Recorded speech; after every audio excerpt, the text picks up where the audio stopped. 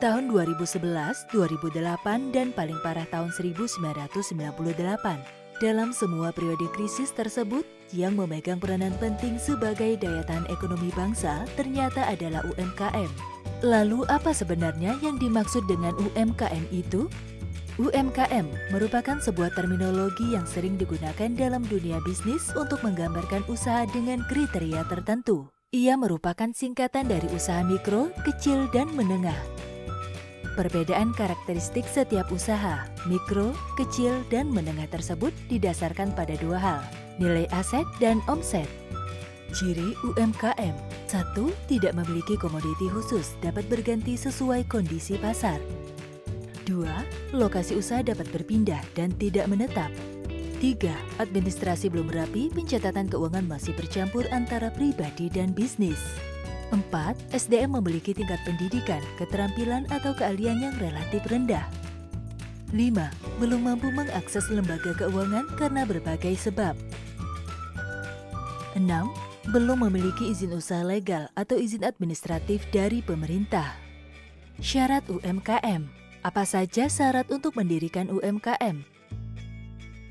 Syarat usaha mikro sebenarnya tidak memerlukan izin, karena berjualan di depan rumah saja sudah termasuk usaha mikro. Sedangkan usaha kecil dan menengah biasanya harus sudah memenuhi syarat administratif tertentu. Peran usaha mikro, kecil, dan menengah dalam menggerakkan perekonomian bangsa Indonesia sangat besar dan signifikan dibandingkan usaha besar. 3 level usaha tersebut menyerap lebih dari 97% tenaga kerja di Indonesia. Hal ini dapat terjadi karena jumlah usaha besar hanya 1% dibandingkan UMKM yang mencapai 99%. Bagaimana cara mengembangkan UMKM dengan cepat di tengah situasi seperti sekarang ini? 1. Membangun brand. 2. Mendapatkan legalitas. 3. Merapikan administrasi. 4. Mengikuti festival dan pameran. 5. Gunakan teknologi. 6. Kerjasama dengan lembaga keuangan. UMKM merupakan tulang punggung perekonomian. Mempelajari ciri dan karakteristiknya akan membantu Anda untuk mencari tahu di mana posisi usaha Anda sekarang. Ikuti langkah-langkah strategis pengembangan UMKM yang telah diuraikan untuk membantu bisnis Anda terus bertumbuh dan berkembang. 6 peluang usaha yang bisa kita lakukan di kampung atau pedesaan. Tinggal di kampung atau pedesaan memiliki keindahannya tersendiri, mulai dari lingkungan yang hijau, udaranya yang segar, makanan-makanan yang masih alami, penduduk yang ramah, dan begitu banyak kelebihan lainnya yang tidak bisa kita dapatkan di kota. Namun, kini kebanyakan anak muda yang merantau bersekolah dan mencari uang, dan sangat sedikit anak muda yang tergerak untuk memajukan perekonomian pedesaan. Rata-rata mereka memilih untuk meninggalkan kampung halaman mereka dan beranggapan buka bisnis di kampung itu tidak memiliki prospek sama sekali, padahal mereka salah besar. Berikut potensi bisnis yang bisa dimaksimalkan di kampung. Yang pertama, menjual produk UKM secara online.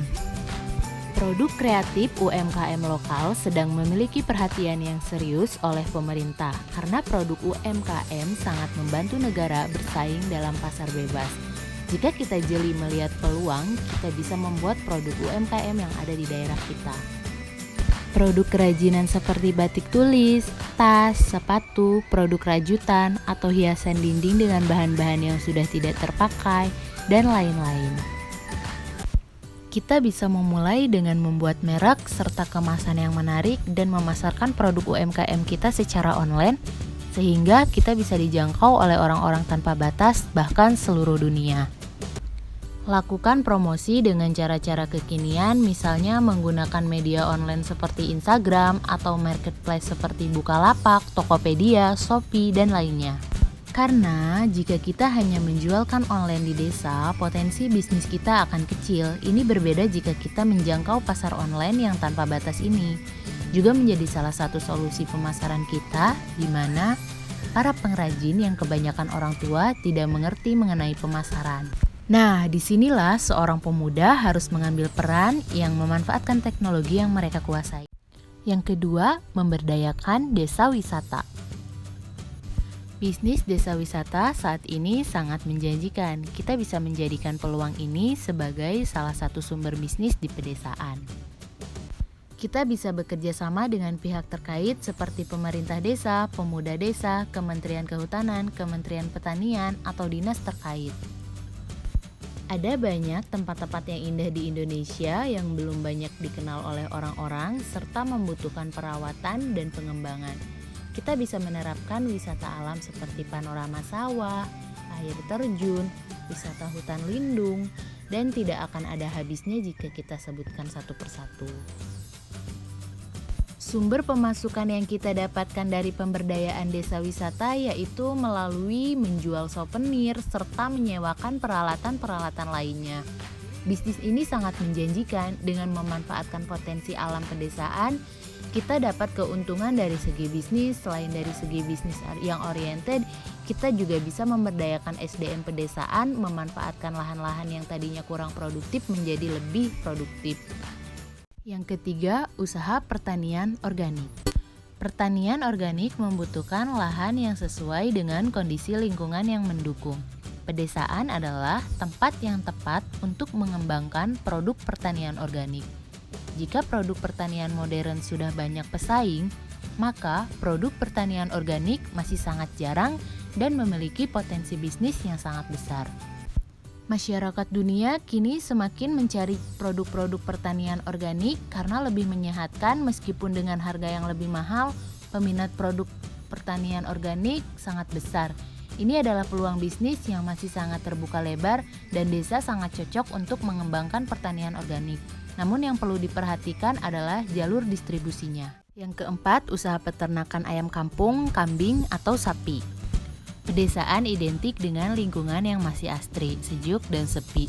Kondisi ini sangat cocok untuk mengembangkan usaha pertanian.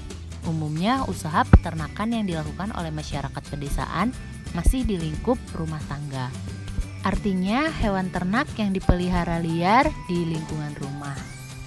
Kita bisa memulai peternakan dengan skala yang lebih besar, misalnya dengan membuat kandang peternakan ayam, membesarkan kambing atau sapi. Peternakan pedesaan yang sesuai ini dikarenakan lingkungan desa yang masih alami dan masih sangat cocok untuk usaha ternak. Selain itu, untuk makanannya dapat dengan mudah Anda dapatkan karena tersedia di tanaman-tanaman yang masih melimpah. Yang kelima, membuka usaha toko kelontong dengan produk lokal desa.